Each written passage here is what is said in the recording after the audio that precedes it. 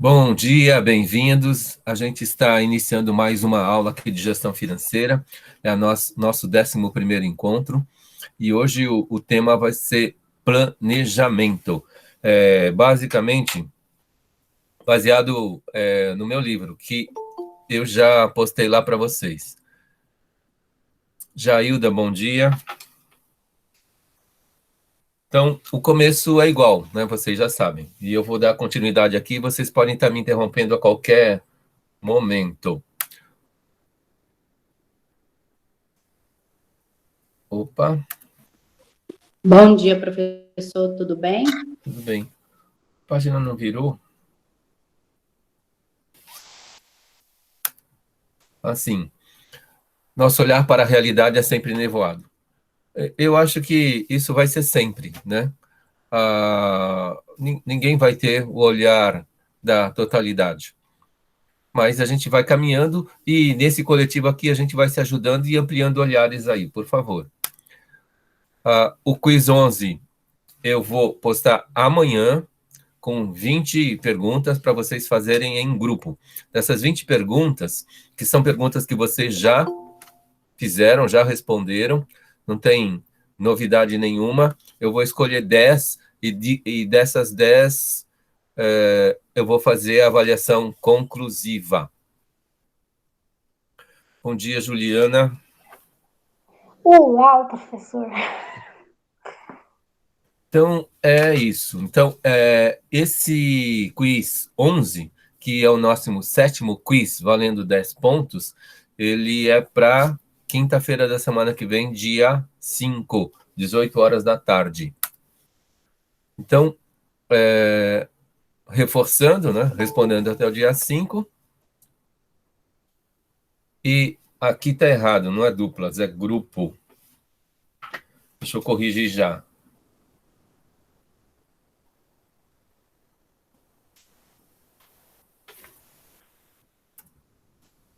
Grupo.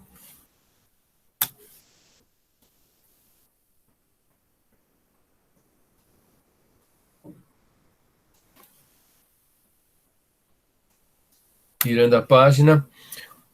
Acho que de hoje até o final do curso não muda nada.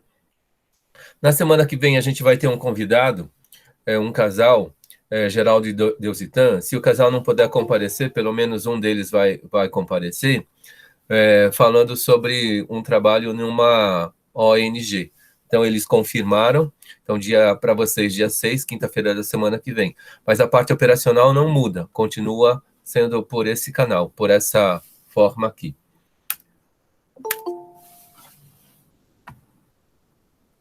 Brenda, bom dia. Então, o contrato, nesse tempo aí, não precisou mudar, a gente foi fazendo ajustes aí mais na parte da aula. Espero que tenha funcionado. E agora eu vou ler para vocês o boletim, que acho que todos os professores leram, mas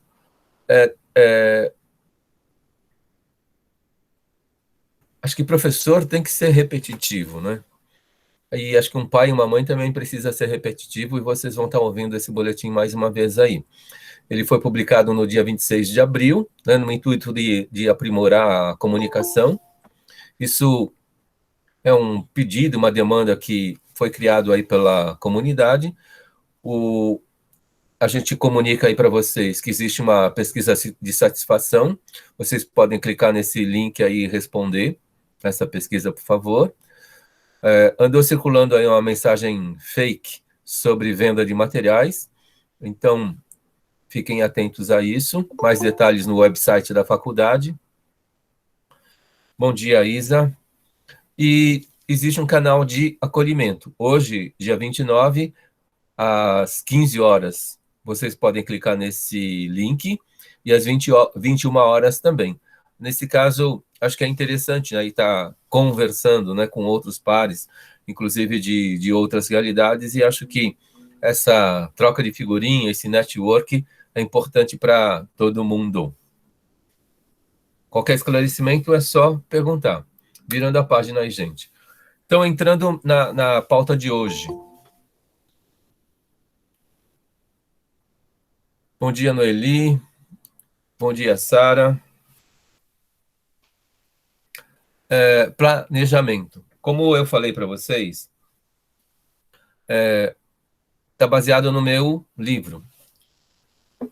E esses pontos, eles já foram publicados para vocês lá nas aulas iniciais. E espero que vocês tenham refletido para esses pontos, e é importante que vocês, ao se planejarem, possam estar pensando nesses pontos. E vocês, com certeza, podem estar ampliando tudo isso, porque, como eu sempre digo, esse é um olhar, né, meu naquele momento. E esse olhar, assim, graças a Deus, ele precisa ser dinâmico, e a gente vai ampliando esse olhar. Se a gente fala só no aspecto corporativo, às vezes a gente planeja um projeto, às vezes a gente planeja um mês, a gente planeja um ano, né? Na vida acadêmica de vocês, talvez alguns de vocês tenham o planejamento desse semestre, né? Talvez outros aí de vocês tenham um planejamento para o curso inteiro. Talvez alguns de vocês tenham um planejamento aí para o curso e para uma pós, por exemplo. Então, existe aí um corte, né? E da forma que eu procuro apresentar para vocês, o planejamento ele precisa ser para a vida toda. E no caso, que ele seja também dinâmico, né? Que, por exemplo, hoje eu possa amanhã dizer, né? Não, errado, que o que eu pensei ontem, eu posso hoje dizer que vai ser melhor, que a minha perspectiva ela vai ser maior, né? Porque eu consegui me planejar, porque eu consegui me conhecer, porque eu consegui ter horizontes ampliados, e a gente vai se ajudando, né? E aí isso tudo faz parte do nosso sonho. Assim, no mais simples, eu posso ter um sonho assim, eu vou comprar uma batedeira para minha mãe. É um sonho, né? E a gente pode realizá-lo, e talvez ele seja um sonho muito fácil, né, de realizar. Alguns têm os sonhos de ostentação, vou comprar um carro, vou comprar uma moto, vou comprar um colar de ouro, por exemplo, né? Mas aí são sonhos, e eu acho que a gente precisa ter sonhos aí para a vida toda. E a gente precisa dar resposta para essa pergunta. Mesmo que seja um sonho mais simples, vou comprar a batedeira para minha mãe, o que acontece? Esse sonho, ele precisa ter uma data, e aí a gente transforma ele em realidade, né? Eu falo aí de muitas pessoas, né? Quando eu li o Alquimista, do Paulo Coelho, é fantástico, né? Ser o alquimista de sonhos, transformar sonhos em realidade. Não ouro, não chumbo em ouro, mas sonhos em realidade. Acho que a gente pode trabalhar nesse sentido.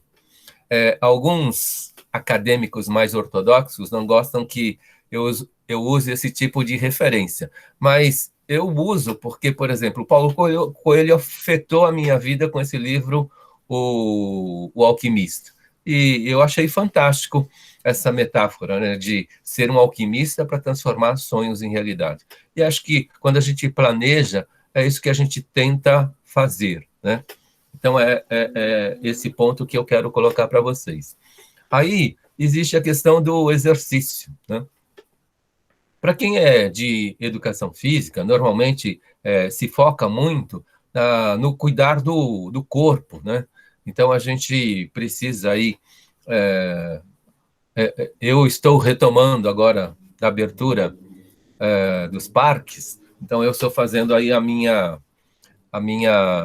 o cuidar do meu físico, né? Isso eu estou fazendo.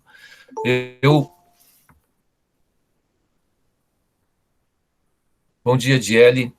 No dia 1º de janeiro de 2010, eu comecei a fazer um diário de bordo do meu treinamento de caminhada e corrida e trote, que eu gosto de fazer, né? Se não fosse a pandemia, eu vou usar essa desculpa, no dia 31 de março agora, eu iria completar 7 milhões de metros, né, de caminhada, trote e corrida.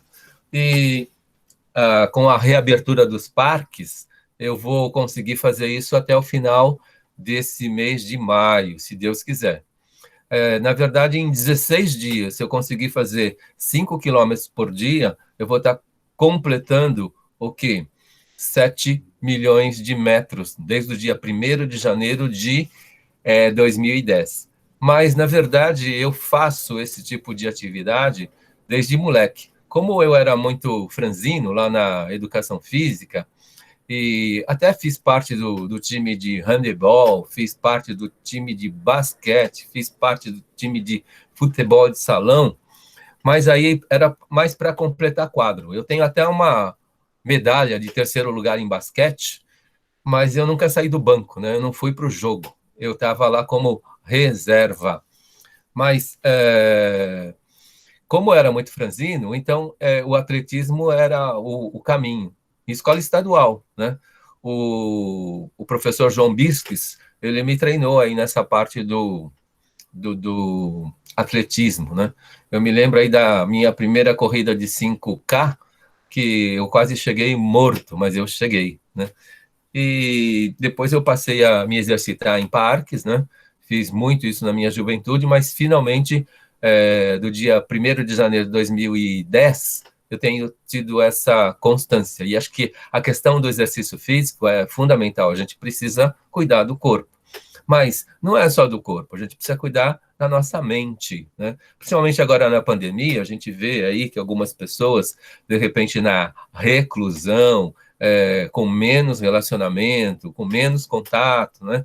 Essas pessoas aí estão com problemas na saúde mental. E, por exemplo, esse Meet, essa forma de dar aula, pode ser triste para alguns, mas acho que é um canal e a gente precisa interagir com esse canal, a gente precisa interagir com essas pessoas e a gente vai criando formas e formas aí de também cuidar aí da nossa mente, né? Da nossa cabeça, do nosso corpo. Agora, uma coisa que a gente exercita muito mal, né? A nossa afetividade, o nosso coração. E a gente precisa estar fazendo esse exercício também, né? No currículo do Brasil, oficialmente, essa questão ela entra agora a partir de 2018. Eu tive a bênção de entrar na prefeitura de Barueri em 2002. Em 2002, com a molecadinha na prefeitura de Barueri, já se pensava aí na questão do emocional das crianças. Então, a gente cuida dessa questão do coração. Isso é muito importante.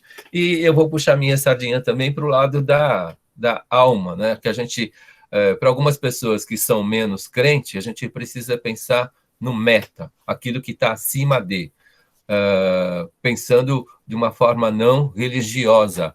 Mas eu, desde moleque, com uns 10 anos de idade, fui batizado, recebi a primeira comunhão, eu sou católico, ou tento ser católico, então a gente vai cuidando e incentivando as pessoas a cuidarem da alma.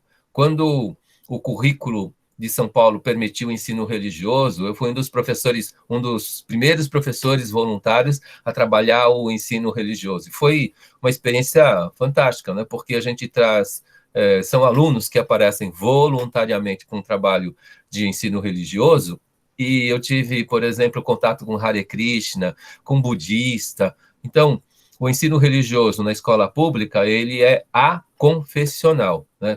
Então, apesar de eu ser confessional católico, eu não posso estar fazendo essa puxada de sardinha para esse lado, trabalhando ensino religioso. E essa experiência, né, essa abertura de olhar para o budismo, para o Hare Krishna, para o brahmanismo também, são coisas assim que foi por essa experiência, por esse desafio, que a gente conhece esses lados também. Então, esse exercício, ele precisa acontecer em todas as dimensões, né? A gente não é só corpo, a gente não é só mente, a gente não é só coração, a gente não é só alma, a gente é esse conjunto. A Jailda teve o estudo religioso, o ensino religioso. Então, geralmente, quando tem o ensino religioso em escolas por aí, elas são confessionais. Geralmente, elas são confessionais. Elas podem ser uma escola batista, uma escola católica, por exemplo, né? E na escola pública, se um professor ele aceita, assim, geralmente o diretor da escola pública ele não gosta do projeto, porque é mais trabalho. né? Pelo menos isso na minha experiência. Então, eu posso ser um professor voluntário para o ensino religioso, e aí é por adesão. Então, a gente comunica a comunidade, e a comunidade fala assim, eu vou fazer essa aula extra de ensino religioso. E começam a aparecer as pessoas. Então, a gente monta uma turma, e a gente tem aí uma turma de ensino religioso. E aí, nesse caso da escola pública, não pode ser confessional, ela precisa ser eclética, né? E a gente faz esse olhar mais abrangente. Na minha experiência, foi muito bom. Eu vou engatar a terceira aí e continuar aqui, mas vocês podem me interromper. Prioridade, gente. Tem uma frase assim que as pessoas dizem que não tem tempo para isso, não tem tempo para aquilo. Gente, vamos trocar essa frase, né? Se eu tenho prioridades, na verdade, eu preciso dedicar tempo para as minhas prioridades. E a resposta não é mais eu não tenho tempo, né?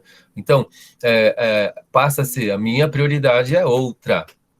A minha prioridade é outra. Então, se uma pessoa, ela, de repente, pode me convidar para assistir aí uma ópera, apesar de eu gostar da ópera. Bom dia, Pedro. Eu prefiro assistir uma ópera assim, não em primeiro lugar, né? Aí eu vou colocar outras atividades em primeiro lugar. A minha prioridade não seria a ópera, apesar de gostar. E assim, num tempo livre, eu posso estar fazendo lá uma faxina, eu coloco lá no som a Carmen, né? Que são um lado inteiro de um CD, aquela apresentação de ópera, e posso estar fazendo a minha faxina. Então, aí eu vou ouvir uma ópera, por exemplo, mas eu não vou prioritariamente buscar essa situação. Hoje, as minhas prioridades, elas estão mais focadas aí para minha formação profissional. Então, é onde eu dedico tempo. Falando em prioridade também, hoje, a gente tem uma avalanche de lives, né? A gente fica sendo convidado para lives A, B, C, D, E, F, G, e não tem fim. E aí a gente precisa ter prioridades, e aí a gente vai escolhendo o quê? Aquelas lives que elas grudam no nosso planejamento, elas grudam naquilo que a gente sonha, né? E a gente considera, poxa, essa live vai contribuir para que o meu sonho se torne realidade. A gente vai planejando as coisas dessa forma. Então, estabelecer prioridades é fundamental. Não significa que elas não precisam mudar, né? Espero que todos aqui estejam navegando num rio de água viva. Se a gente navega num rio de água viva, né, significa que tudo é muito dinâmico, né?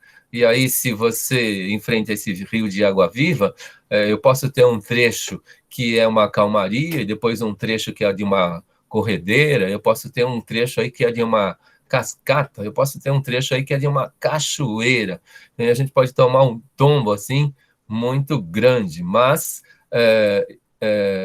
existe aquele curso que a gente quer seguir e a gente precisa manter esse norte, né? Porque é o meu sonho que eu quero realizar, é o meu plano que eu quero realizar, ok? Então, eu estou falando de planejamento de forma bastante, prefiro, né, falar de planejamento de forma bastante abrangente, não só para a questão corporativa ou só para a questão de uma aula. Numa escola, gente, planejamento é fundamental, né? Eu percebo muitas vezes que o pessoal fica batendo cabeça, porque a gente não tem um plano muito bom, né? Então, é melhor que a gente tenha um plano e a gente pare de bater cabeça. E aí, a gente vai ter lá diretor, vice-diretor, gestor, coordenador, professores de apoio, professores, né? Secretaria, merendeiras, todo mundo lá dentro daquela proposta, daquela visão, daqueles valores que a escola A tem, que a escola B tem, né? Então vai estar todo mundo comprometido, do meu ponto de vista. E virando a página, posso? De novo, hein? Vocês podem me interromper. Se eu engatar a quinta aqui, eu não vou parar mais, né? Então, Ô, professor, fala, você Jailda. vai falar também da finança reserva o 4 também? Sim, são 10 itens, né? E Isso. no caso da reserva, a gente já falou bastante, né? E é importante que a gente tenha essa reserva. Se a gente não tiver esse cuidado, né, para a parte financeira, isso atropela qualquer sonho. E eu já falei para vocês aqui, né? Ah, a gente está num país de terceiro mundo, né? Esse contexto ele é fundamental, né? No caso, as dificuldades financeiras, elas o que afetam aí o nosso estômago, né? Elas afetam aí aquelas pessoas que a gente ama, aquelas pessoas que a gente gosta, e de repente nessa situação a gente se sujeita a fazer aquilo que aparece, né? Bom dia, Graziele. E quando a gente se sujeita a fazer aquilo que aparece, a gente coloca uma necessidade vital, que é, por exemplo, a alimentação, em primeiro lugar, né? E acho que o meu pai fez isso. E ele estava construindo um sonho técnico de se tornar lá um técnico em eletrônica. Depois aí tem uma crise que ele perde o pai, ele perde o meu avô. E aí isso afeta pra caramba a vida dele. Se a gente está num país de terceiro mundo, então essa falta de estabilidade financeira faz a gente procurar soluções que atendam a necessidade financeira em primeiro lugar. Agora, se a gente tem uma reserva, se a gente tem esse respaldo, então esse tipo de coisa no nosso plano, ele afeta menos. E quando você fala de países de primeiro mundo, onde a economia é mais estável, então as pessoas elas podem escolher mais. Elas podem mesmo de forma temporária, se sujeitar a muita coisa, mas elas sabem que aquilo é um trabalho de verão, e aquele verão vai terminar, e o meu sonho no inverno ele vai acontecer, né? Porque eu tenho um plano para longo prazo, e no primeiro mundo a questão da finança afeta menos, e a gente pode passar pelo verão, pode passar pelo inverno, e vai estar chegando naquilo que a gente quer e sonha.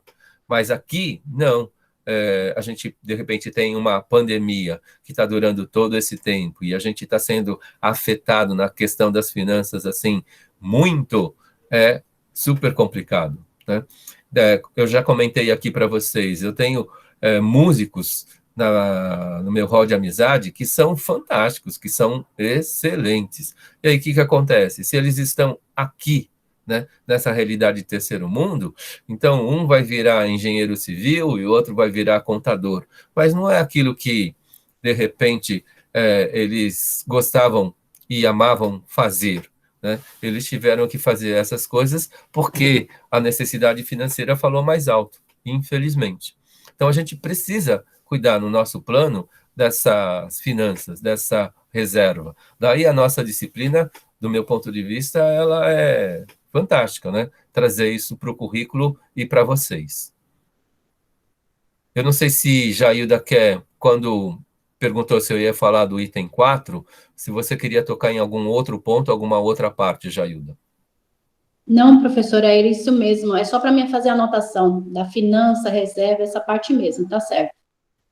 Tá bom, eu vou virar a página, gente. Tem agora o quinto ponto, vão até 10. E vocês podem trazer outros, né? De repente, o que eu considero mais importante, né?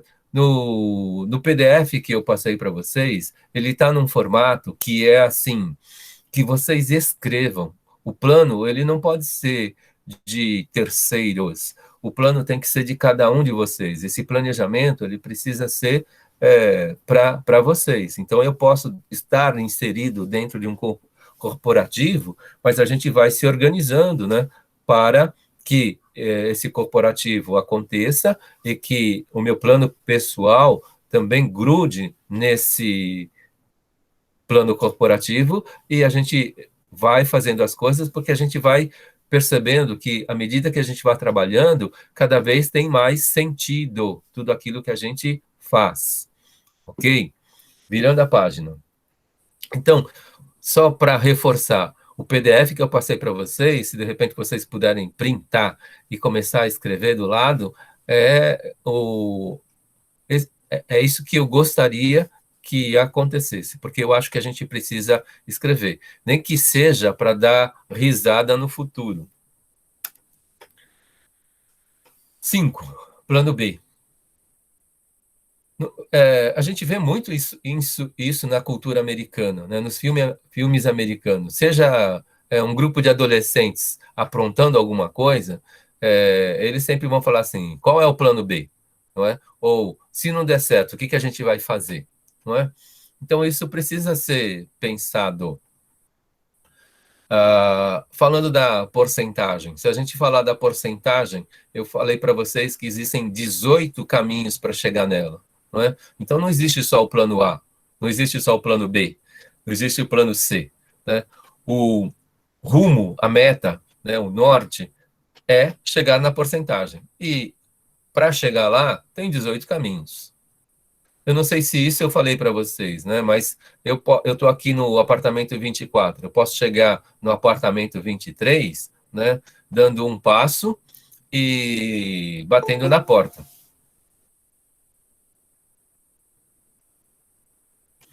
Maria, bom dia. Agora, eu posso atravessar o mundo para o outro lado e chegar no apartamento 23, né? E eu fiz aí talvez o maior caminho, mas talvez fosse um caminho de maior vivência, um caminho de maior experiência, né? Mas eu cheguei no apartamento 23 também, né? No caso, lembrando lá de Colombo, ele tinha lá o caminho da seda para chegar na China ou nas Índias, né? De forma mais fácil. Agora, ele pensou assim, se esse caminho está fechado, será que não tem como chegar nesse lugar? Tem. Ele descobriu aí o maior caminho. Ele deu a volta no mundo e chegou nas Índias também, né? Chegou na China também. Aí, o objetivo foi alcançado. Não importa aí a situação que ocorreu, né? E o fato de ele ter feito esse outro caminho, vejam aí o quanto que ele não descobriu, o quanto que ele não aprendeu, né? Mas o que aconteceu? O chegar lá, chegar nas Índias para comprar as especiarias lá da Índia, aconteceu, né? De um jeito ou de outro. Então, isso é super importante. O Magalhães, ele fez um outro caminho, ele desceu e subiu, mas também chegou, né? E essas rotas, tinha uma rota fechada, não importa, né? Então, a gente vai precisar descobrir um outro caminho. Então, a gente precisa ter aí, no mínimo, o plano B. Precisa ter uma alternativa. Não para chegar em outro lugar, mas para chegar no mesmo lugar. Gente, ó, ponto 6. Hoje se tem a cultura do empreendedorismo. Quando a gente fala de uma cultura do empreendedorismo, ela é uma cultura que, do meu ponto de vista, ela é uma moda. Então, agora todo mundo fala do empreendedorismo, né? Mas, na verdade, se a gente analisa na história, acho que aquele pessoal que era persistente, aquele pessoal que era guerreiro, esse pessoal era empreendedor, né? Então, em todos os pontos da história, a gente vai ter essa situação. Acho que eu sou muito utópico ou muito idealista, né? O que acontece? O pessoal fala, é difícil a gente agradar a gregos e troianos, né? E o meu desafio não é agradar a gregos e troianos. Eu quero agradar gregos, troianos e romanos. Aí a pessoa fala assim, nossa, é impossível, né? Romanos não são contemporâneos de gregos, nem de troianos, né? São épocas diferentes, né? Como agradar a gregos, romanos e troianos, né? desse jeito que eu estou fazendo com vocês, escrevendo, falando, gravando, não é? Registrando. Então, se eu faço um registro, esse registro ele pode atravessar o tempo, né? Então, ele pode ir para a próxima geração. Talvez ele morra na próxima geração, mas vamos supor que ele nem vá para a próxima geração, mas eu estou tentando, né? Então, a gente tem coisas aqui que eu falo para vocês que são de 5 séculos antes de Cristo, né? A frase de Confúcio é de 5 séculos antes de Cristo, na China, né? Faça o que goste e nunca mais trabalhe na vida. Acho que isso é fantástico. E isso foi falado há 5 séculos antes de Cristo, foi registrado, a China tem escrita, e, gente, ó, é uma frase que agradou a chineses na época, eu acho, né? Outras culturas andaram falando dessa frase também, e hoje que eu sou um brasileiro, né, no terceiro mundo, com cara de japonês, né, brasileiro da 4ª geração, então eu estou falando de uma frase de 5 séculos antes de Cristo, e então eu estou agradando aí a mais pessoas. Confúcio está agradando aí chineses, depois, de repente, italianos, de repente, latinos, e agora um japonês brasileiro, né? Ou melhor, um traços orientais, né? Brasileiro aqui no Brasil, terceiro mundo, por exemplo. Então, a gente precisa, acho que, ser esse empreendedor para além, né, daquilo que a gente imagina. Afinal, tudo isso, gente, é em função daquilo que a gente sonha, né, daquilo que a gente quer transformar em realidade. Então, a gente precisa... Então, se a gente não tiver essa persistência, a gente tenta uma primeira vez e fala assim, não vai dar certo, né? Então, não dá certo mesmo. Mas se a gente persiste, a gente vai tentando.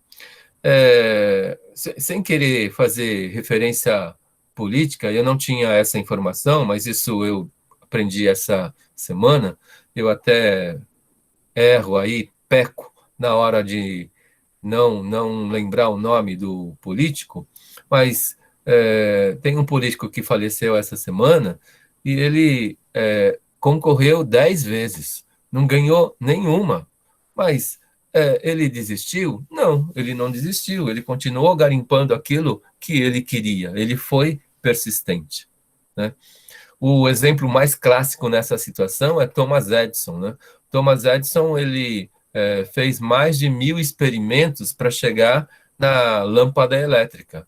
Ele acreditava no projeto, ele sabia que poderia dar certo, e ele foi lá criando filamentos até descobrir aquele filamento que chegasse numa lâmpada que a gente usou aí muito na nossa vida. Esse cara aí, por causa dessa persistência, ele foi nada mais, nada menos como o sócio fundador da General Electric, uma das maiores companhias americanas aí do século XX. Isa, a gente já tem aerotrem, ele só não está pronto, né, Isa?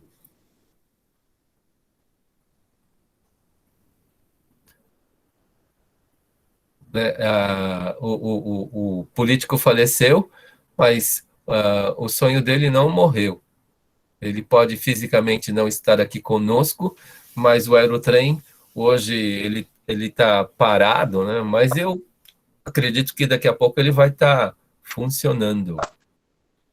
Ô, professor, Fala, Jailda. esse político, aquele Levi Fidelix, Levi ele, Fidelis, não, acho que é esse que fala, esse daí? É. Eu vi a reportagem dele. Então, ele tentou 10 eleições, nunca ganhou nenhuma, né? Mas acho que ele tem um legado aí, né? E o aerotrem ele não está funcionando, né? Mas se não me engano em Porto Alegre funciona e outras praças aí eles podem estar criando também. A gente precisa de um sistema de transporte que seja multimodal, Tá? Então, não é só o carro. Hoje, a gente precisa pensar, né? O Brasil, nos anos 50, errou quando abandonou os trens, né?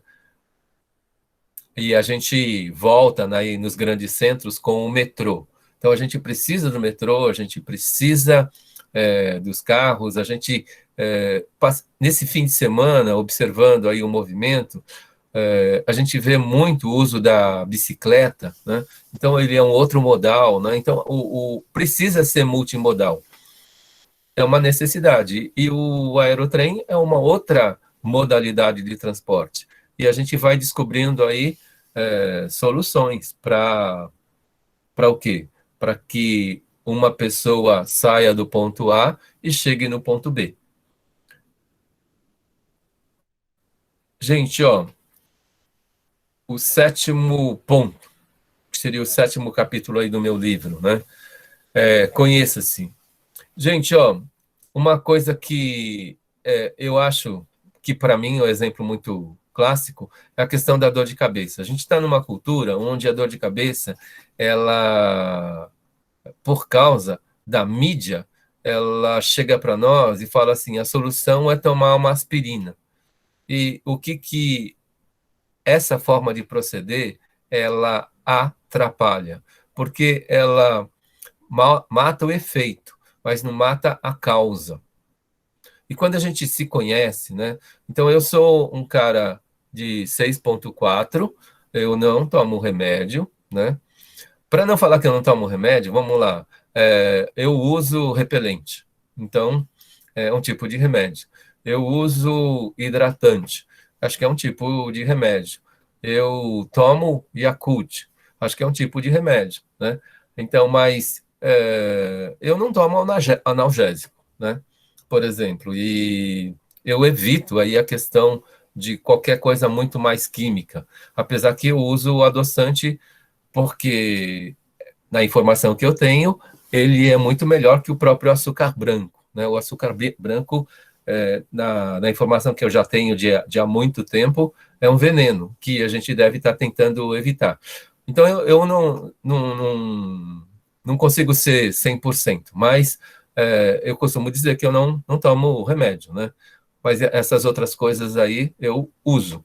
Mas aí, por exemplo, no caso da dor de cabeça, que eu percebi? Às vezes a origem da dor de cabeça é uma noite mal dormida e a gente toma o analgésico e a gente interrompe a dor de cabeça. Mas se eu dormir de novo mal, eu vou acordar de novo com dor de cabeça. Isso é uma situação.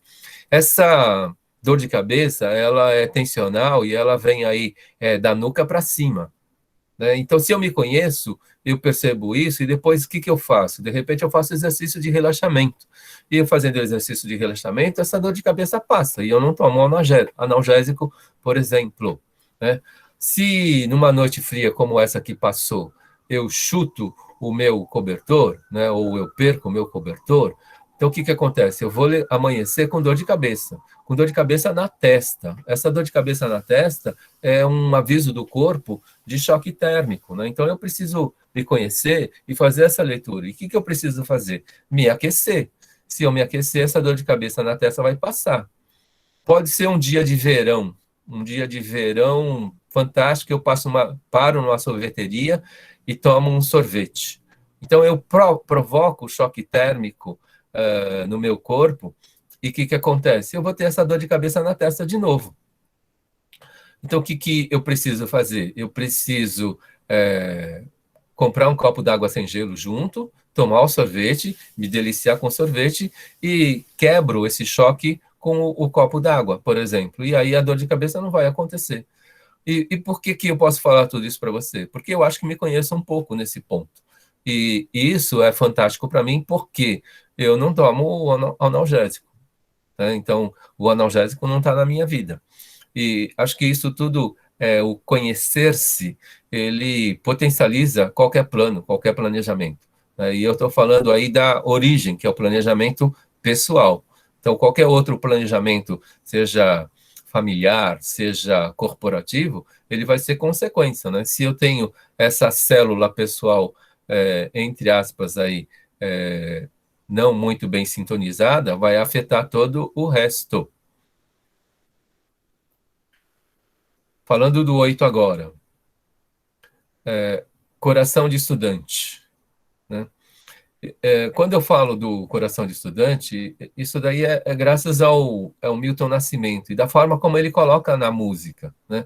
Tem professores que eles dizem assim, eu estou cansado de ouvir essa música, né? Não quero mais ouvir essa música, né? Toda vez aí o pessoal fica tocando essa música. Mas, gente, ó, o significado dessa música é fantástico, né? O que é esse coração de estudante, em outras palavras? É a gente ser aquele curioso, né? A pessoa que tem uma curiosidade sempre, ela tem esse coração de estudante, esse coração das pessoas que querem aprender sempre, né? Então a gente a gente vê algo e a gente pensa assim, poxa, por que que é isso? Por que que é assim? Para que que é desse jeito? Então a gente não precisa pesquisar tudo, mas algumas coisas a gente pesquisa. E essas coisas que a gente pesquisa, a gente vai estar fazendo esse coração de estudante bater firme e forte aí no nosso dia a dia, nas coisas que a gente faz, né? Então, faz parte do plano a gente manter esse coração de estudante firme e forte. E isso gruda, né, com item 10, mas a gente está falando do 8. Eu vou virar a página aí e falar do 9.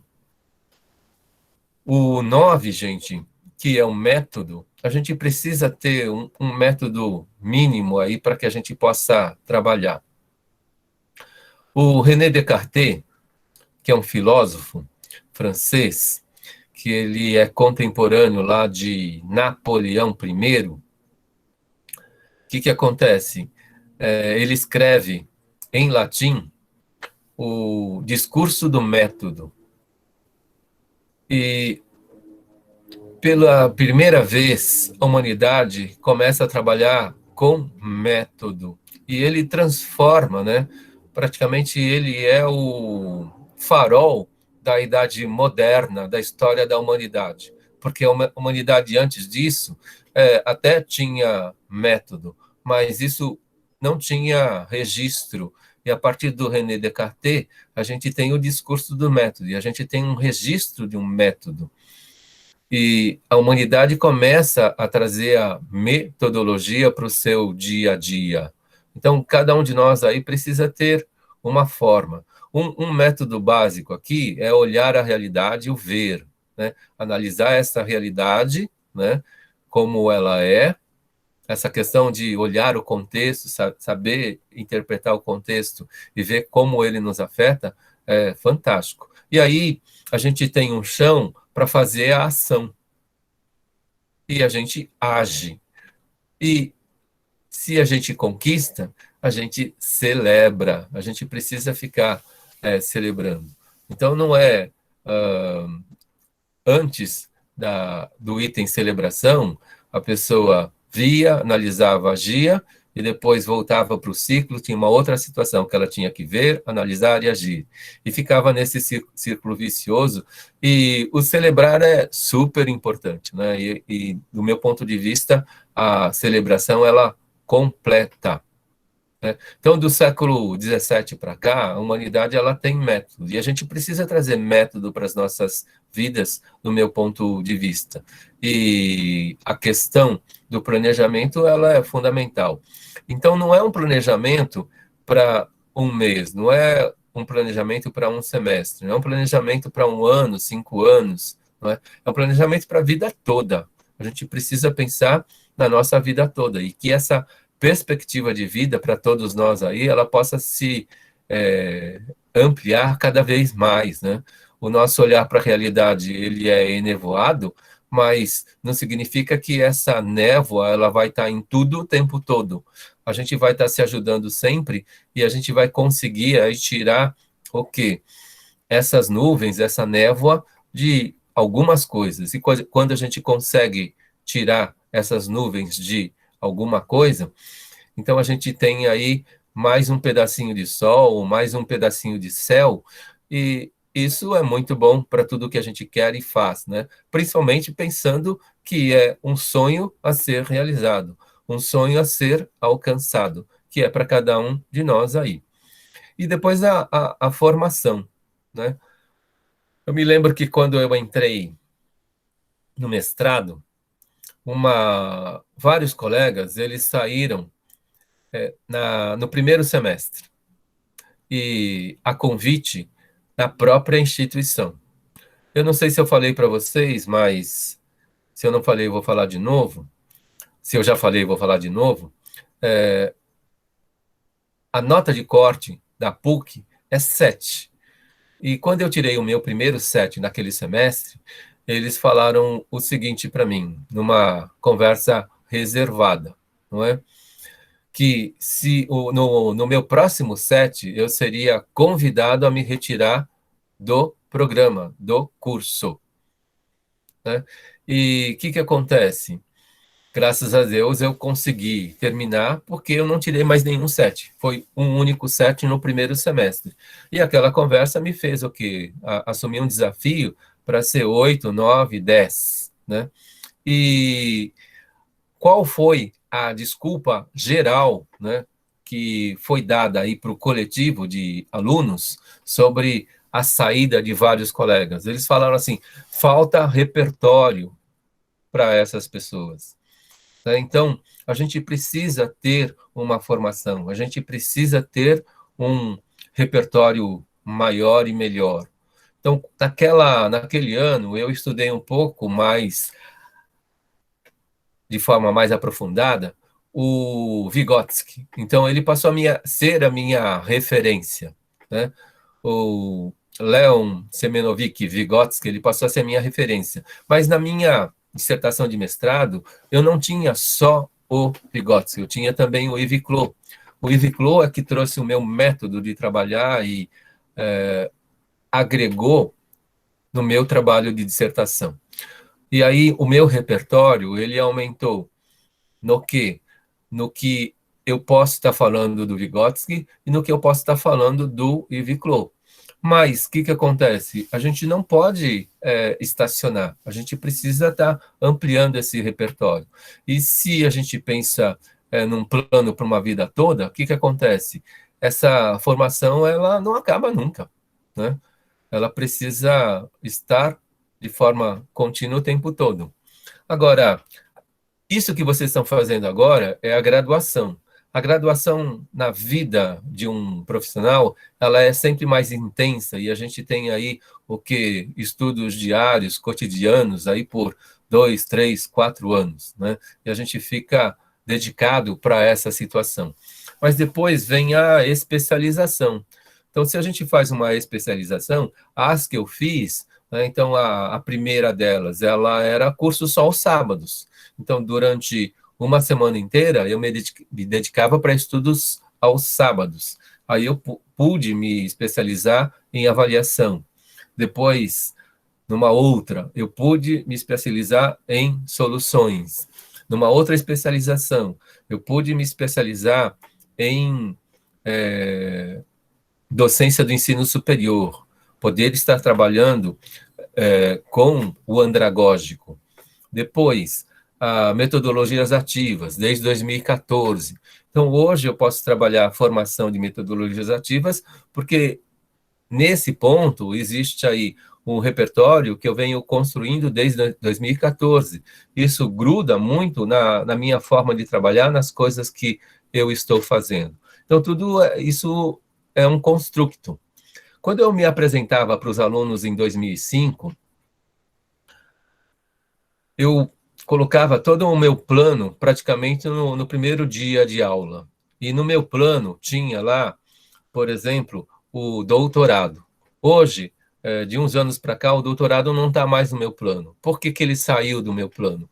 Porque o doutorado, eu percebi que para a vida acadêmica, principalmente no ensino privado, ele não agrega mais. ele pode ser uma desculpa para que a gente interrompa a nossa carreira. E como eu não quero ter a minha carreira interrompida, eu não investi no doutorado. Então, os nossos planos, eles precisam ser dinâmicos. Os nossos planos, eles mudam, né? Mas se a gente tem no papel, se a gente vai aparando arestas, e a gente vai construindo aí o melhor planejamento, né? Então, isso tudo eu estou falando da minha experiência. Tem uma novidade que eu trago no meu livro, pelo menos pode ser uma cultura, né? Cada um de nós aqui sempre é fruto de uma história e de um relacionamento, né? Ou de relacionamentos. Então, a psicologia fala que a nossa formação ela é sócio-histórica. E, em vez de falar de referências bibliográficas, eu prefiro falar da formação sócio-histórica da obra, né? E na formação sócio-histórica da obra, tem várias coisas que aconteceram na minha vida que eu cito lá, narro lá, que afeta tudo que eu estou fazendo agora, que afetou tudo que eu estou fazendo agora, e que está afetando coisas que eu vou fazer amanhã. E a gente precisa cuidar dessa formação. Então, para hoje, são esses 10 capítulos que eu quis comentar, né? Lá no livro, com essa linguagem que eu falei para vocês, é o que está lá escrito. Mas qual que é a minha pretensão? Que vocês começem a escrever o plano de vocês, né? Que vocês tenham aí esse plano começado a ser desenhado, escrito e para a vida de vocês, e que isso possa afetar a vida de vocês para melhor sempre. Pelo menos até agora é como eu enxergo que essa prática afeta. Ela afeta a vida de cada um de nós de forma melhor. Perguntas aí, gente. Vocês não me interromperam?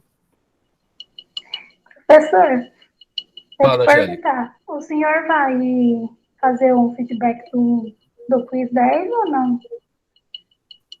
Feedback do Quiz 10? É. Eu pensei não, Angélica. Eu posso fazer É assim, revi o planejamento, né? Por causa do feriado, a nossa avaliação conclusiva, ela foi uma semana para frente. Não será no dia 13, ela será no dia 10, né, de junho, né? E aí, dentro do que a gente tem trabalhado e tem funcionado, por enquanto, a gente vai ter aí praticamente 3 semanas de revisão. E aí a gente teria esse tempo, né, Angélica, de estar dando esse feedback. Mas em relação ao Quiz 10, eu achei que ele estava muito repetitivo. Então, eu não planejei para hoje um feedback. Mas a gente pode, olhando aqui, para daqui 2 semanas, pensar num feedback do Quiz 10 e de cada situação. Tudo Tem bem, é alguma que eu coisa que você fiquei... está mais ansiosa? Alguma questão? Gente, eu estou ansiosa, eu quero saber como que eu fui, essas coisas. Ah, tá. Então, gente, ó, o feedback do 4, 5, 6 e 7, ele está quase pronto, né? E eu vou mandar para o e-mail de vocês. Nesse quiz, eu pedi os e-mails de vocês, não foi? E aí eu vou mandar de forma pessoal as notas do quiz 4, 5, 6 e 7. E lembrem-se que não é para se assustar, né? Que essas notas elas são dinâmicas e que sempre eu vou estar escolhendo as 4 maiores, né? Então, dessas 4 notas que espero que... Vamos supor que a gente tenha uma situação assim de 4 notas ruins, né? Então, a gente tem a chance de transformar 3 delas em notas melhores.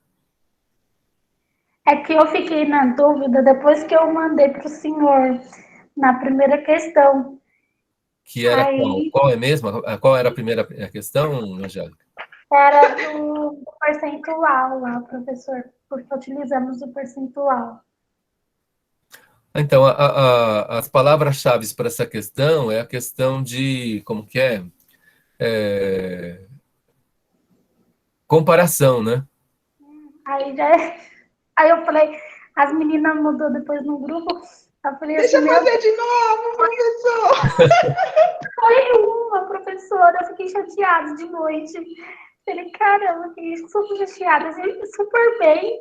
Eu estava estudando sua matéria, coloquei até em ordem no caderno. Aí, quando foi nessa questão que eu mandei, acabei mandando errada, e as meninas falaram qual era a certa. Aí eu fiquei muito chateada, professor, estou muito brava. Então, mas Sério. acontece, mas aí vocês Professor, vão ter chance de ir melhor. Fala, Timóteo. professor, tchau. Ah, falou, Timóteo. Deu a hora, né? Tudo bem.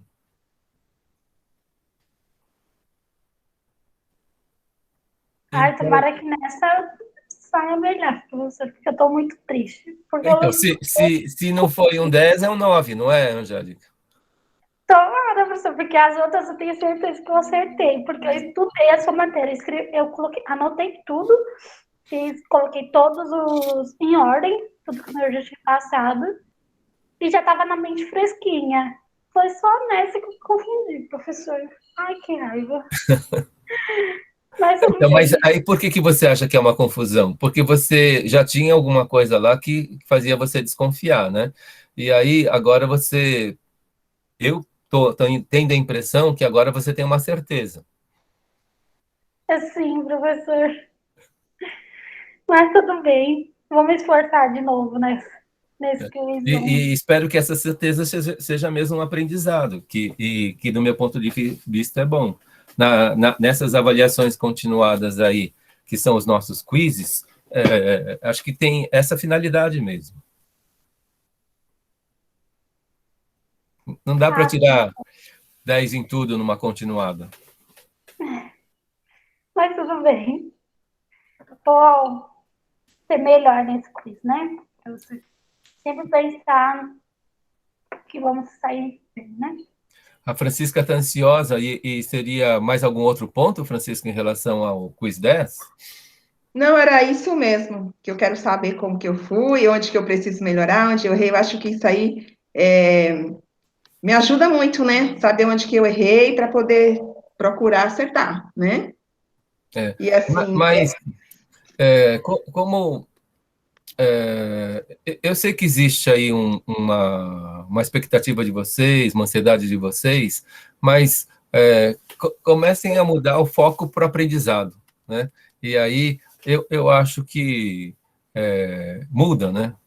E passa a ser melhor para vocês. Mas tá quase pronto aí a questão de mandar aí o feedback para vocês, tá bom?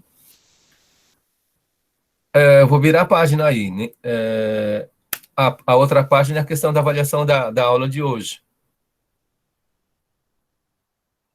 Gostei muito, viu, professor? Obrigada. Vou fazer esses planos. Eu já tinha alguns já, mas eu tenho que rever, né? Ampliou um pouquinho o olhar? Sim. Eu gostei muito também, viu, professor, desse Quiz 10. Nossa, foi muito bom esse Quiz 10, viu? Tinha umas continhas que tirou as dúvidas nossas, teve também as perguntas que foi muito bom, que tinha aquela comparação, né, qual que era o certo, qual que era errado, não ficou naquela pergunta ali taxativa, né? Eu gostei muito, viu, desse Quiz 10. Então, o quiz 11, ele vai ser o final, ele vai ser mais denso, né?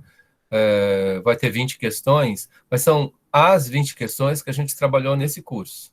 Então, não tem novidade, né? E dessas 20 questões, eu vou escolher 10 aí para fazer a avaliação conclusiva, né? Aí, para a semana que vem, eu falei lá no começo, eu vou repetir agora, um casal de amigos nossos, né, o Geraldo e a Deusitan e o Geraldo, estarão aqui na semana que vem. Se tiver algum problema de repente, um dos dois não poder comparecer, comparecerá, né, no dia 6.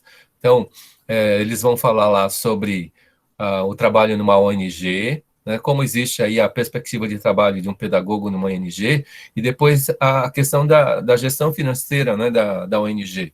A ONG, ela trabalha tanto captação própria, como contratos públicos. Então, espero que, pelo menos da experiência deles, né, muito prática, vocês possam estar agregando aí para a gestão financeira de vocês, e vocês tenham aí uma ampliação de olhar para a questão do trabalho do próprio pedagogo. Tudo bem? Isso é semana que vem. Vai ser muito bom, viu? E depois, aí começa... Acho que eu vou falar um pouquinho sobre inflação, e aí a gente começa a rever tudo. Aí eu passo a dar um feedback pontual do quiz 11, que vão ter lá as 20 questões para a gente estar discutindo e revisando tudo, né? Então, acho que ficou um trabalho... Pelo menos eu estou contente, né?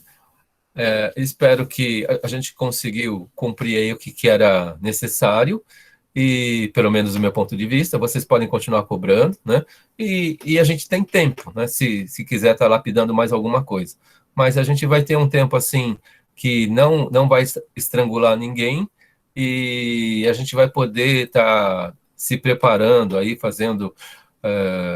vai ser muito mais do que um dia de revisão pro trabalho, do trabalho da conclusiva. Mas sempre com esse foco no aprendizado, por favor.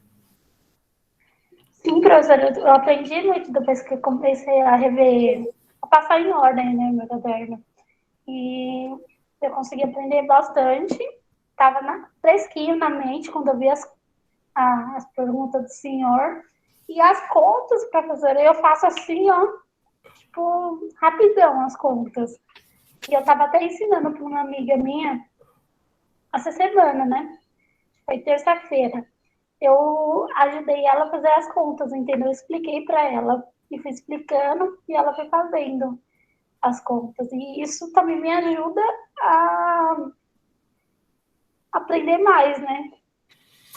Sim, então se vocês têm aí, dentro do plano da pedagogia, né, que fará parte do trabalho de vocês, então, quando a gente se coloca nesse lugar, lembrem-se lá da pirâmide de Menster, né, onde o aprendizado mais acontece é quando a gente tenta passar aquilo que a gente acha que aprendeu para uma outra pessoa. E eu me senti super bem, professor.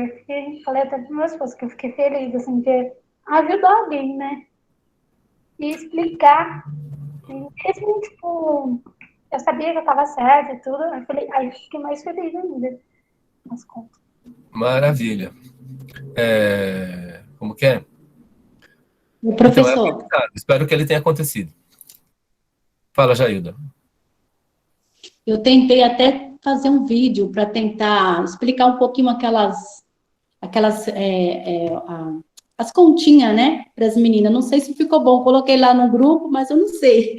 Eu tentei ser um pouco do senhor, mas já viu como é que para chegar até esse alcance falta muito. Não ficou muito bom não, mas deu para alguma coisa. Mas é um treino, né? No caso, aquela questão desse plano, esse exercitar e a gente se colocar esses desafios, a gente aprende também, né, Jailda? É verdade. Quanto mais você tenta ensinar, você aprende também. É isso mesmo. Sim. Eu vou interromper a gravação aqui, gente.